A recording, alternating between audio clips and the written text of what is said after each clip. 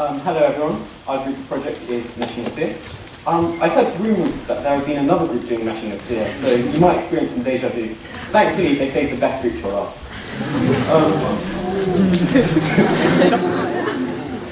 What is a mesh? A mesh is when you divide an object into a grid comprising of cells. This doesn't work in our current longitudinal latitude system for a sphere because the mesh doesn't create a uniform one, e.g. the sizes of the poles are not the same as the ones in the equator. In this presentation, we'll explain why you want to mesh a sphere, we'll explain what uniformity is, and we'll explain a couple of ways we have found of doing it. So, one of the main applications for meshing a sphere is the weather. Meteorologists use numerical modelling to predict how the weather will develop in the future. They use supercomputers, such as the one above, to take current weather observations and put them into equations, and these equations tell them how the weather will develop in the future.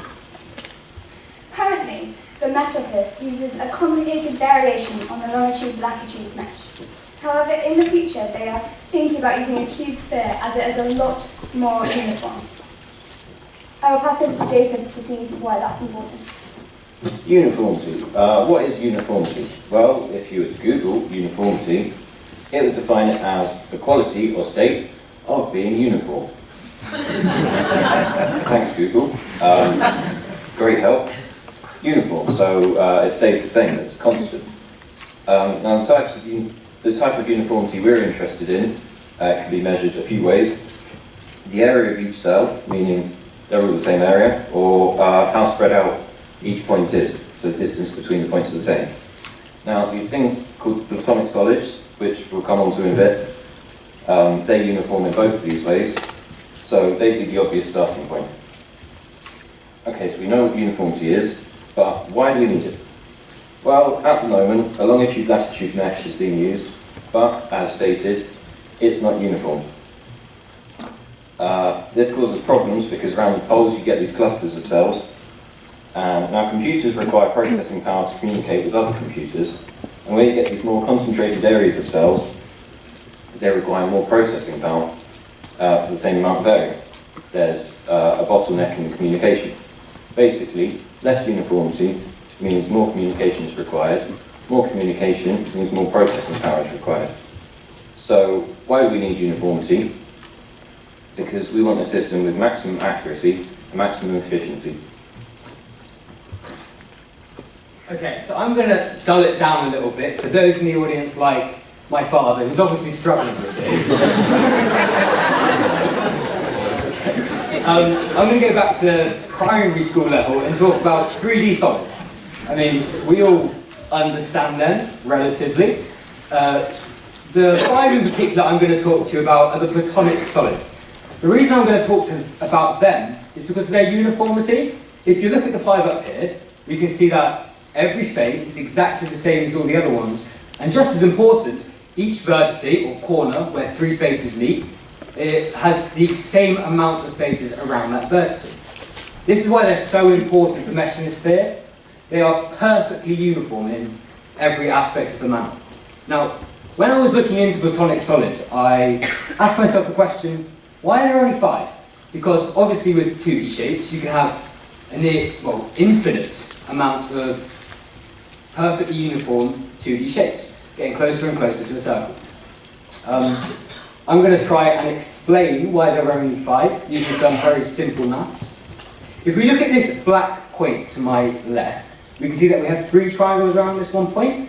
They correspond to the triangles on the tetrahedron here. And the interior angles of all these 3 triangles add up to 180, which is absolutely fine. Adding in another triangle, you get the octahedron, so there's 4 triangles around each point. Again, 240 interior angles.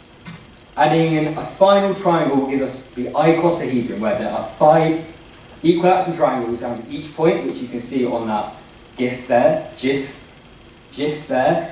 And that's fine, because there are 300 interior angles around each one of those points.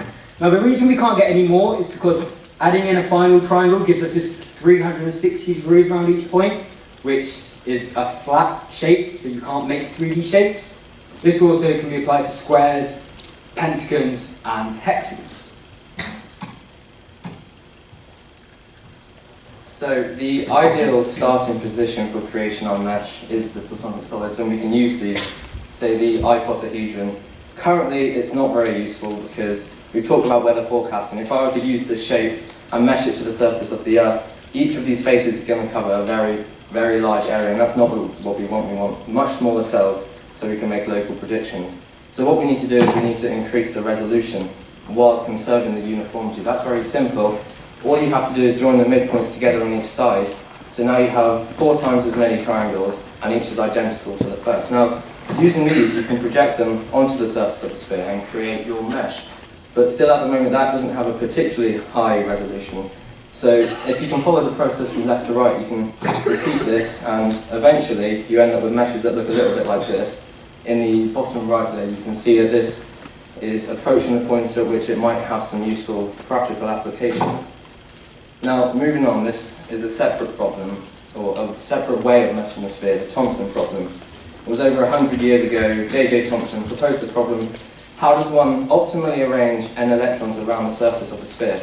And in English this just means that they're going to spread out evenly across the surface so that there's an equal distance apart from each adjacent point. And this is quite simple to look at if you take the example of 2 charges. Now those will spread out evenly across the sphere, and you can then join these points together and create a mesh. However, currently this isn't going to be particularly useful because this mesh only has 2 faces. So we can bump the number up to, say, 6 charges, and that is actually corresponding to the amount of corners that an octahedron has. So this is just another way of using the Platonic solids.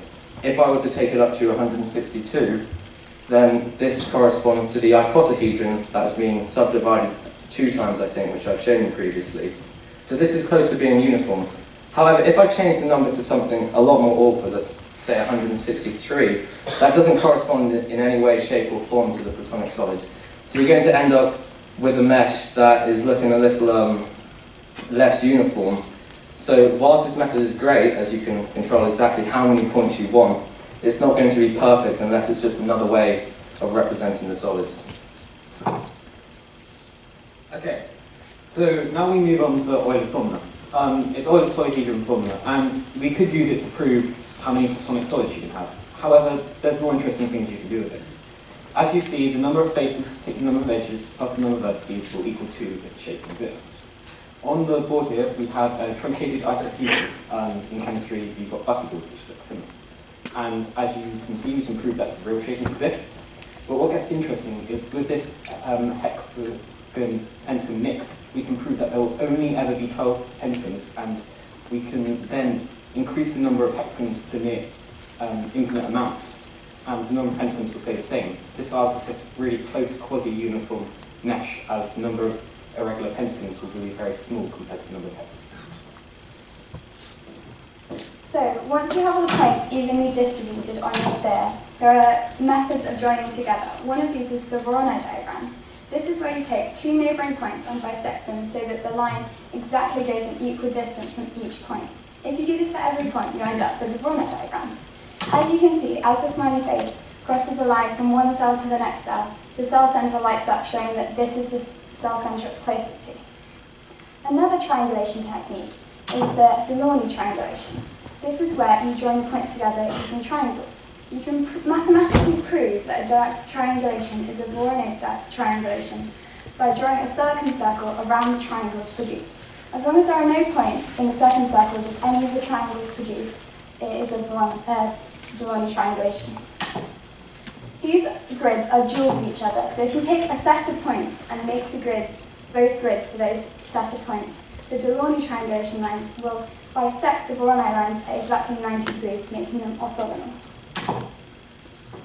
Okay, to summarise, there's 2 key points we're going to want you to take away from this. Firstly, uniformity is key. That's what we're aiming for, that's how we're going to make the cells communicate better. But unfortunately, it's also impossible.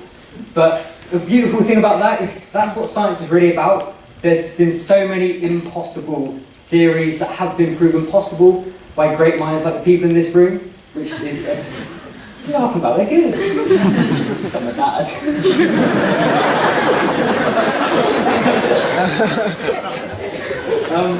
Of course, even if we did know how to plot it uniformly, just getting how we would map them with the two kinds of maps that Emily talked about, it's just a very large topic to try and cover. We've done our best. Of course, I'd like to thank Hung and John and say thank you for listening, even though you've heard it twice now. Thank you very much.